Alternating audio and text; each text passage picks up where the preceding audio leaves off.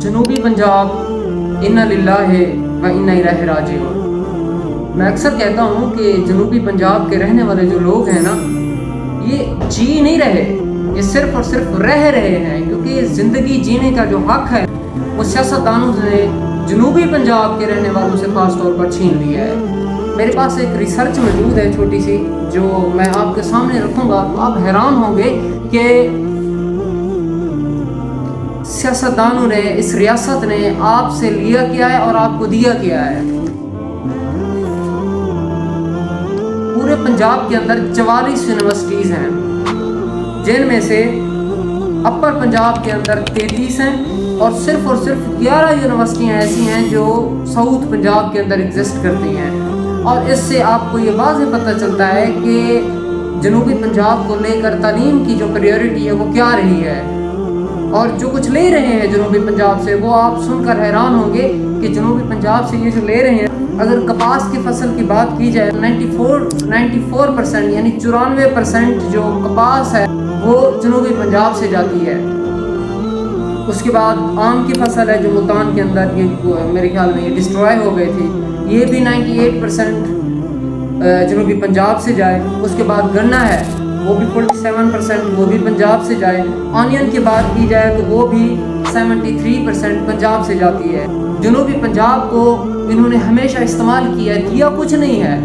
اربوں روپے metro station پر لگ رہے ہیں، ان کے عیاشیوں کی بہت ساری چیزیں ایسی ہو رہی ہیں جو ہو رہی ہیں، اگر نہیں ہو رہی تو ترقیاتی کام ان کو پتہ ہے سر، اگر جنوبی پنجاب کے اندر ہم تعلیمی مواقع فراہم کرتے ہیں تو ان لوگوں نے ہمیں سلام بھی نہیں کرنا۔ سچی بات بتاؤں آپ کو، سیاستدانوں کا جو چولہا ہے نا، سیاستدانوں کا چولہا جلنے کے لیے عوام کا جاہل ہونا ضروری ہے۔ اگر عوام جاہل نہیں ہے، اگر عوام ان پڑھ نہیں تو سیاستدانوں کی کوئی بھی بات بھی نہیں پوچھے گا۔ اور انہوں نے یہ کوشش کی ہے کہ میں اکثر سوچتا ہوں، بعض اوقات میں سوچتا ہوں کہ یار یہ جو جنوبی پنجاب ہے واقعی پاکستان کا حصہ ہے، ہمارے ساتھ ایسا سلوک کیوں، ہمارے ساتھ پرائیوں جیسا سلوک کیوں؟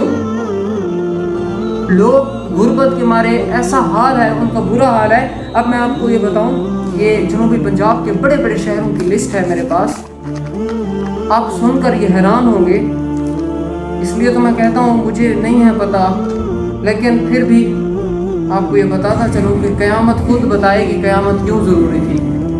پوچھنا تو ہے ہم نے ان لوگوں سے۔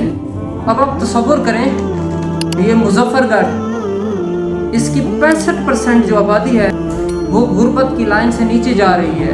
اب آپ کو پتہ ہے جو غربت ہوتی ہے اور غربت کی لائن سے نیچے جانا کیا ہوتا ہے؟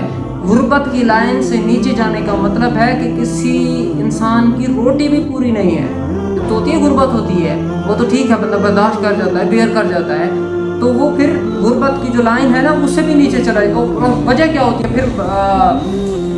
لوگ جو ہیں اپنے بچوں کے روٹی پوری کرنے کے لیے، اپنے بچوں کی ضروریات کو پورا کرنے کے لیے پھر ڈکیتیاں مارتے ہیں۔ اور ہمارا جو قانون ہے سر، قانون کو چیک کر لیں تو قانون کے ہاتھ صرف اور صرف غریب تک ہی پہنچتے ہیں۔ یہ سچی بات ہے، قانون بنایا ہی صرف اور صرف غریبوں کے لیے گیا ہے۔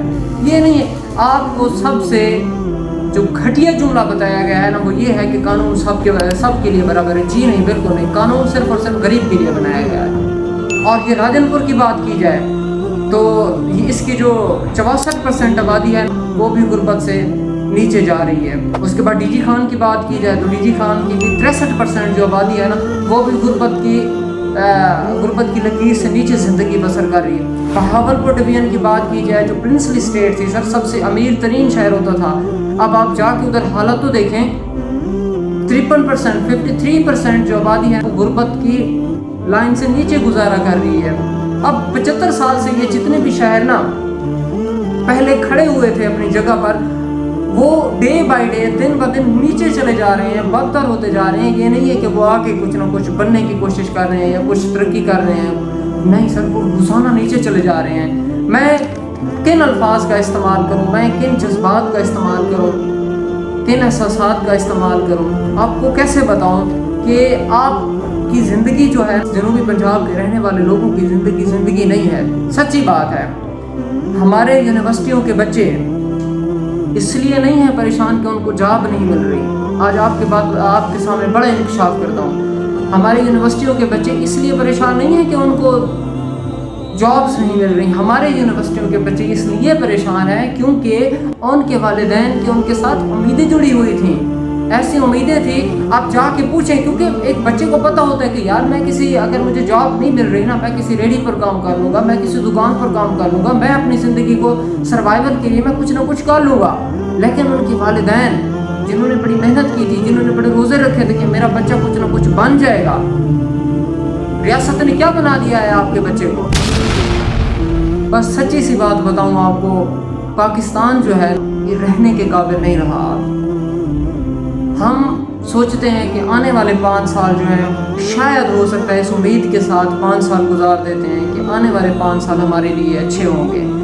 لیکن جب اس 5 سال کے اندر انٹر ہوتے ہیں پھر پتہ چلتا ہے کہ یار وہ جو 5 سال گزارے تھے بہتر تو وہی تھے، یہ تو اب برے ہی ہیں. کیا کریں آپ، کوئی حالات نہیں ہے آپ کے پاس اور نہ ہی آپ کی کوئی سنے گا. آپ جیسے زندگی جی رہے ہیں، آپ کی ضلالت کی زندگی ہے، صرف اور صرف آپ کو ذلیل کیا جائے گا. کوئی بھی آپ کے ساتھ مخلص نہیں ہے.